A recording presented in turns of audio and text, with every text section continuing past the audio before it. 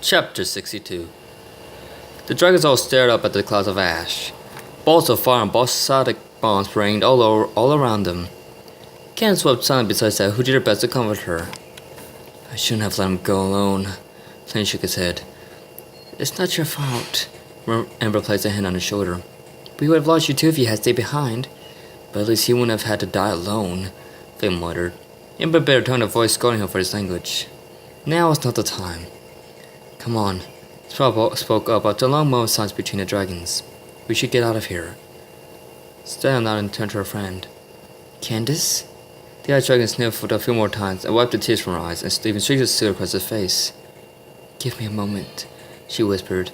She gave one last look at the volcano, scanning the skies for any sort of sign that the green dragon had survived. A winged beat, a falling body, a glowing ball of earth, anything. The sky was empty. Candace sighed as lots of tears fell from her eyes to the ocean below. She sucked in a deep breath and a determined look spread across her face. Come on, she said as she flew past the other guardians. We need to get Spyro away from here. The dragons all looked at one another before taking off after her. Spyro glanced back over his shoulder. He had seen a slight disturbance in the color of the lava bursting from the volcano's mouth, but the other dragons had paid him no attention. As the guardians followed Candace, they ignored the aftermath of eruption behind them. The burning red hot lava turned a dark violet. Spyro groaned as he lay down on the ground. His whole body ached and he was physically drained. Are you okay? Sarah asked as she lay down beside him. You mean besides the obvious? Spyro asked as he lay down beside his brother. Tina gave him an annoyed look. It was then that she knew Spyro was already fast asleep. She was surprised but understood the strain Spyro's body must have been going under. She kissed his cheek before laying her hair across his neck. She looked around the group of guardians. Flame and Nimble were curled around each other trying to stay warm. The night was unusually chilly. Sarah was curled up next to Candace, who lay awake, staring into darkness. The ice guardian hadn't said a word the rest of the retreat. Her eyelids drooped. She was getting tired. All the guardians were tired from the constant fights and flights lately. Cinder sighed. Her day began to take over and she quickly fell asleep. Spyro groaned as he raised his head. His entire world spun for a moment before settling. The bird dragon looked around to see the other guardians fast asleep. Even Candace. He looked down at Cinder, who was still resting his neck. Oh, was all the purple dragon could manage to say as he realized what was going on. He watched as his body lifted in the air above the trees. It was night again, and the moons were already high in the night sky. Spyro turned towards the west and began flying, not even using his own wings. He was being carried by something he couldn't see towards a place he could only faintly feel in his heart. The trees moved by slowly beneath the purple dragon, but his speed began to quickly increase. Before he knew it, Spyro was simply a purple bird blurred across the sky, a dark sky. Where am I going? He asked himself.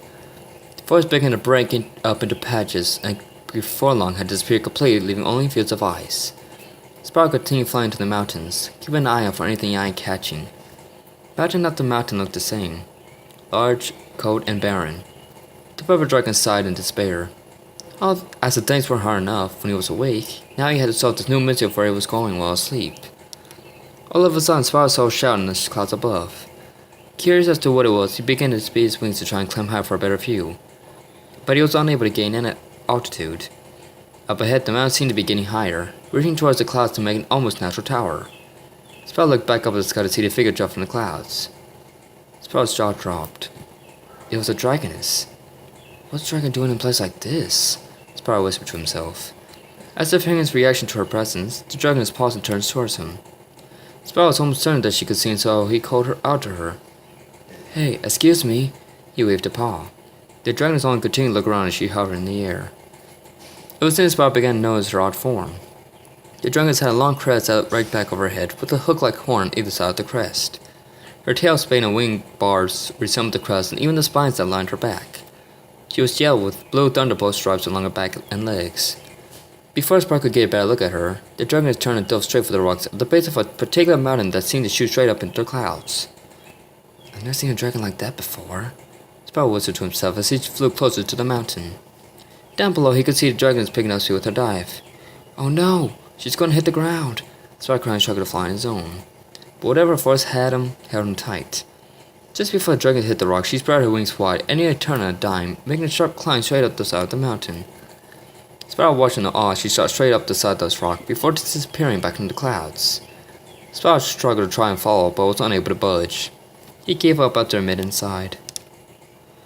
All of a sudden, he felt suddenly warm on the back of his neck. He turned around to see the sun beginning to rise. Spyro, Cinder whispered softly. The poor dragon was turning asleep. Spyro, wake up. Cinder coaxed more forcefully. Spyro groaned as he lifted his eyelids. Cinder? He closed his eyes again and took a deep breath. Welcome back. Cinder smiled warmly and kissed him on the forehead. How do you feel? Tired and drained. Spyro replied, then turned his head to look at her. But on that, I'm good. Cinder's smile sank as she watched Spyro struck to his feet. He was weak, alright. His fat scabs were dulled down to a mid-gray purple. His scratches and cuts were much more visible now in the morning sunlight, along with various other battle scars. Cinder sighed sadly. Spyro's physical demeanor had been diminished to the point where he looked almost sickly. The black dragon shook her head, removing those thoughts temporarily. We should get going, she said, turning towards the northwest. It would probably be a good idea to return to Dragon Stadium and report the outer guardians what's going on. I agree we should be heading out. Spyro nodded in agreement, but then he shook his head. But not dwarfing, though. Cinder's head jerked back in surprise. What? Why not? Spyro, we had to tell them that we're okay. We had to tell them what's become the Dark Master. To the world. She glanced over at Candace, who was lying beside Stella. We even lost Tremor. You have to acknowledge that. Candace's head rose at the sound of her mate's name. Tremor? She asked, looking around groggily. When she saw only the two dragons talking, she laid her head back down sadly. I know. Spyro let an expiated sigh. But something's telling me we have someplace else to be before we can return home. He turned and looked in the direction of where he had flown in his dream. Cinder stared hard at it before nodding slightly. You had a vision, didn't you? Spyro turned to her with a faint smile and a smirk tugged at Cinder's mouth. I thought so. Well, if that's the case, then I'm with you as always. Thanks, Cinder. Spyro pressed his lips to hers. When they finally broke the kiss, Spyro turned to the other guardians. Come on, he said to Cinder, thrusting his head in their direction. Let's get them up.